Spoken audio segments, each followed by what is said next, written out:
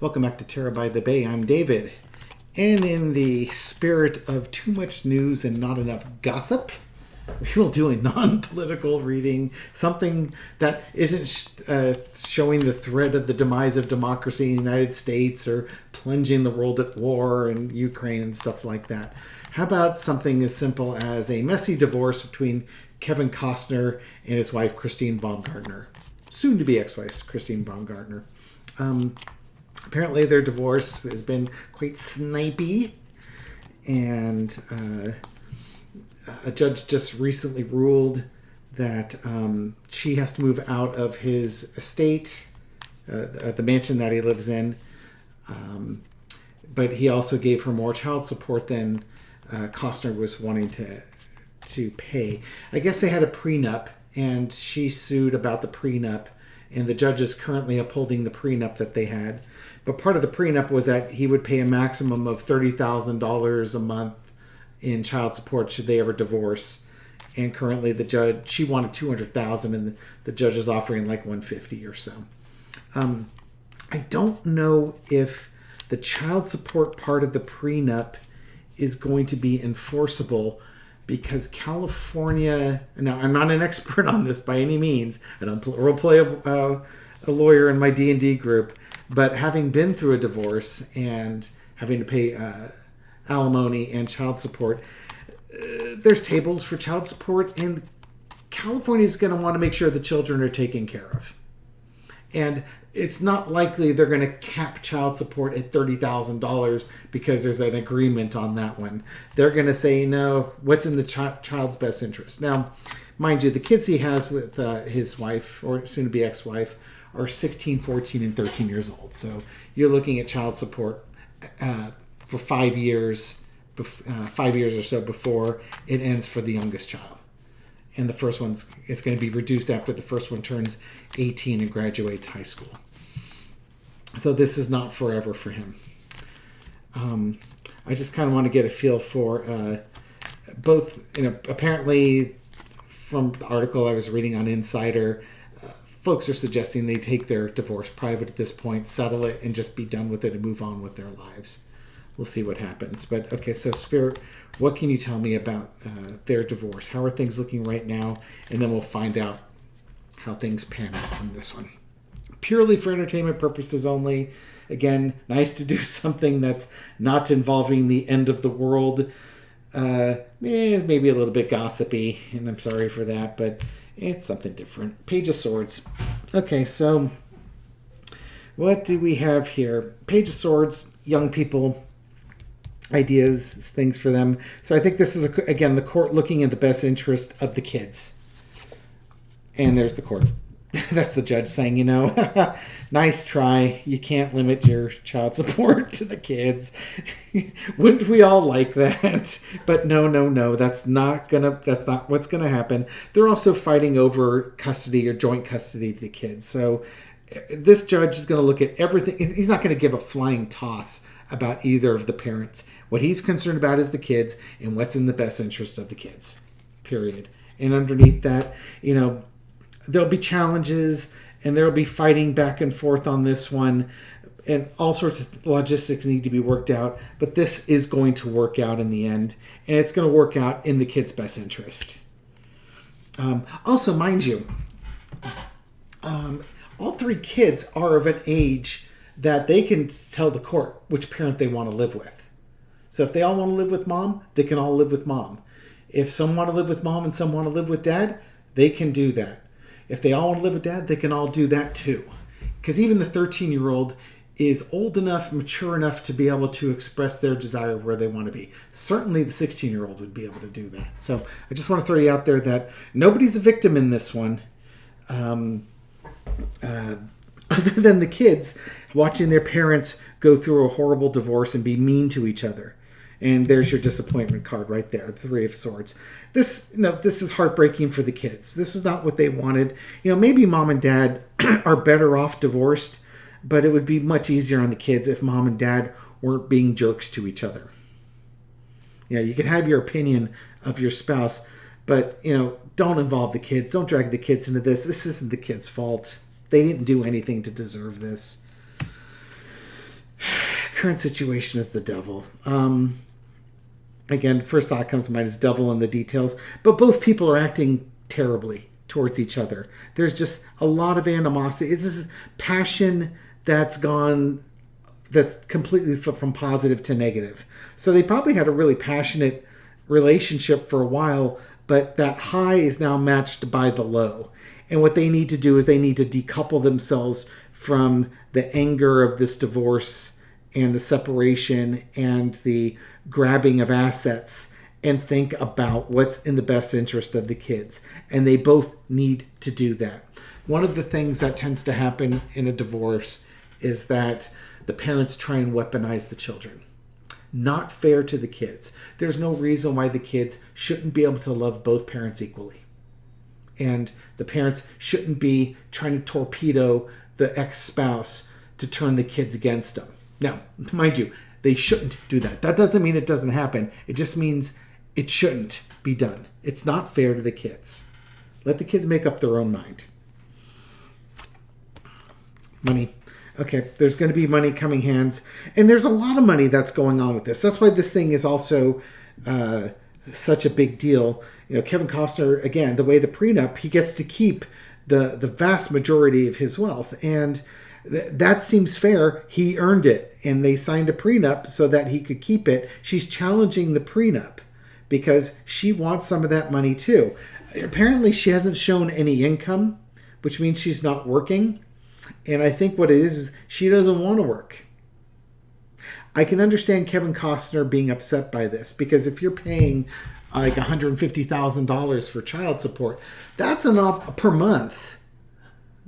I don't know about you. I don't earn $150,000 per month. And what the heck could you... I couldn't even imagine what I would do with myself if somebody was paying me $150,000 per month.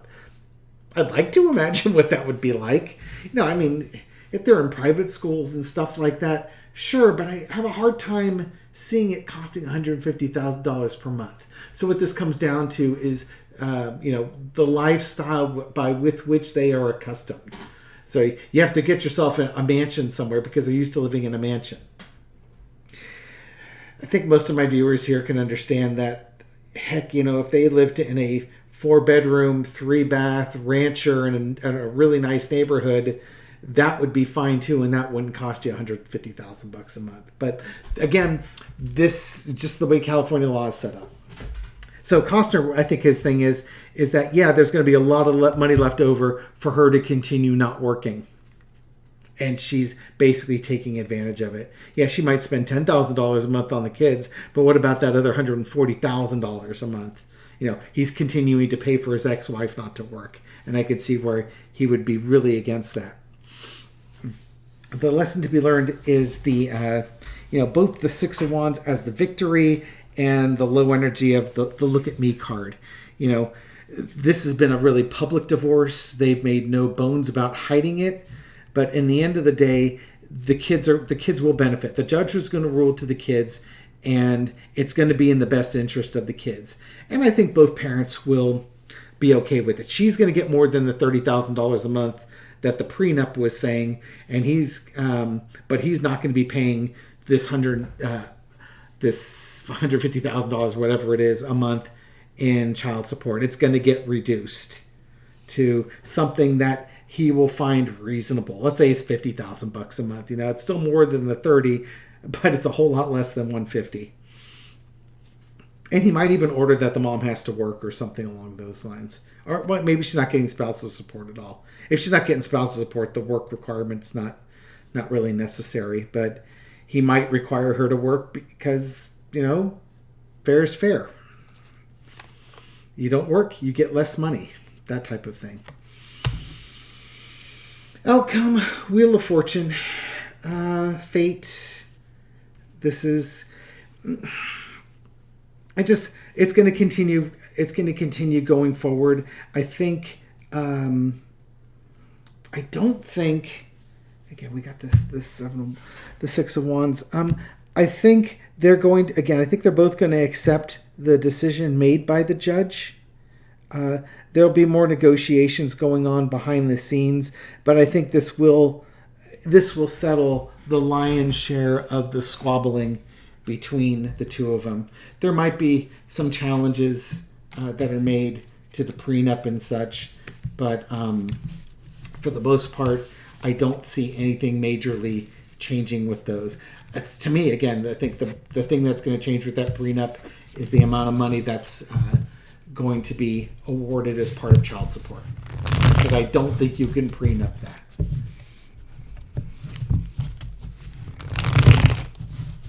I think they'll get, and I do think that they'll get joint custody of the kids.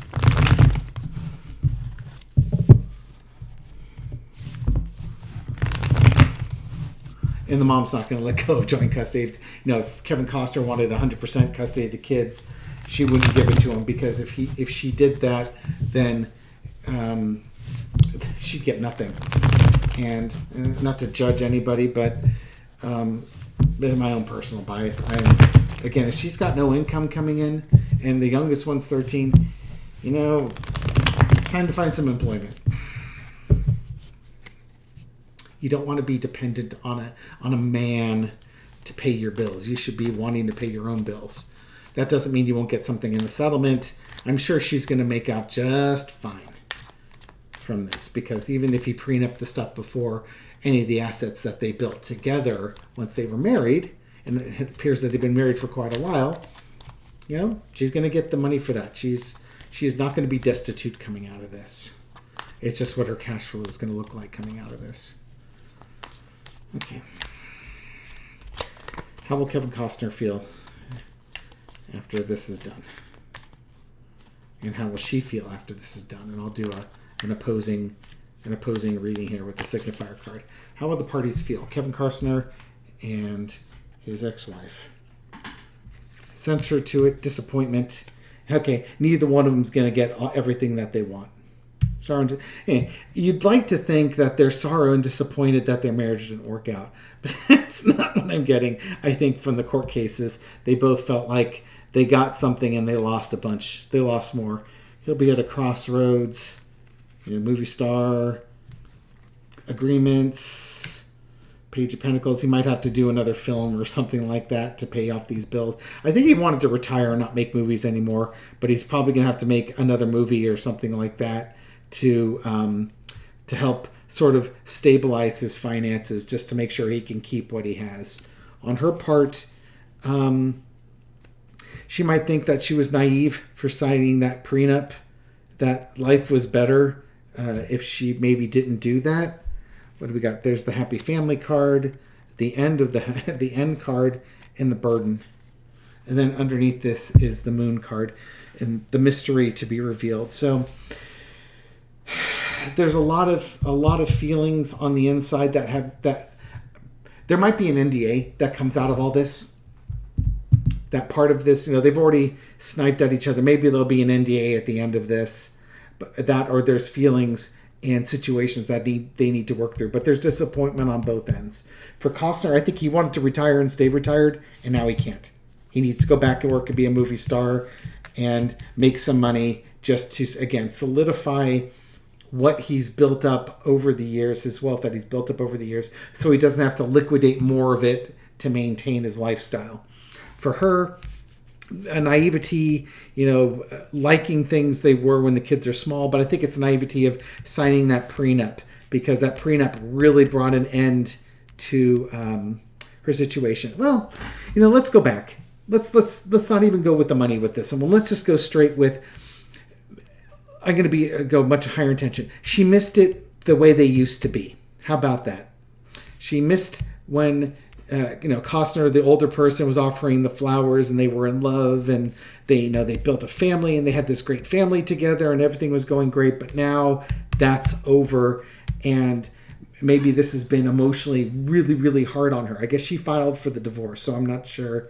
I don't know what spurred the divorce. I haven't read what they've been sniping at each other for, but I think this has been a very hard burden for her, and it's going to continue to be a hard burden for her, because again, you're the ex. Again, she will have money. She's not going to be destitute, but if she wants to sort of maintain the lifestyle that she's grown accustomed to, it's going to be difficult for her to do that. She's going to have to scale back. Just the way it is. Okay, so that's my reading on Kevin Costner and Christine Baumgartner and their divorce. Again, something a little lighter than world domination and nuclear war and stuff like that. Still a hard situation. And I'm hoping I'm not channeling too much of my divorce into this one. Again, divorces are very hard things. I wouldn't wish them on my worst enemy, having been through mine. But at the same time, it was also the best thing I've ever done for myself. And my situation is much, much better now than it was before. I wouldn't be doing these videos if I hadn't gotten a divorce. Just to let you know just how different my life path would have been. Okay, but thank you for your support. Thank you for supporting my channel and all the thumbs ups and likes and the comments that you leave and the suggestions for other videos. Again, if you go to my community page, there'll be a post on there saying, give me some ideas for readings for the week. You just click on the little comment balloon at the bottom corner, the bottom part of it, and you can go ahead and type in a question. Thank you very much, and I'll catch you on the next video. Take care.